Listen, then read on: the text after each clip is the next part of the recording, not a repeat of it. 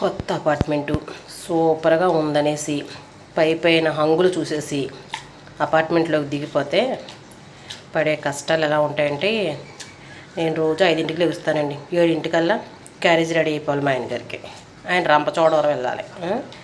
ప్రొద్దున లేచేటప్పటికి పైపు రావట్లేదు, వాటర్ లేదు.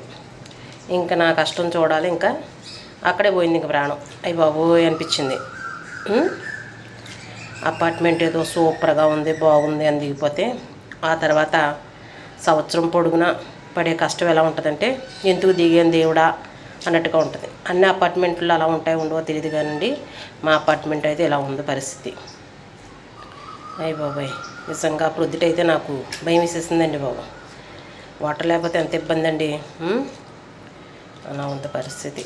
చూడ్డానికే సూపర్గా ఉంటాయి ఇంద్రభవనం లాగా, దిగితేనే కానీ తెలియదు. సంవత్సరం పొడుగునా ఏదో టెన్షను, నీళ్ళు రావేమో, నెలలో 4 సార్లు ఏమో లిఫ్ట్ పనిచేయదు. లిఫ్ట్ పనిచేస్తే వాటర్ రాదు, వాటర్ బాగా వస్తే లిఫ్ట్ పనిచేయదు. ఇలా ఉంటుంది పరిస్థితి. ఇప్పుడు ఏం పోతుందా అని గుండెలో దడ కింద ఏదో చోట డబ్బులు పోయి శని పెట్టా అన్నట్టు ఉంటుంది పరిస్థితి.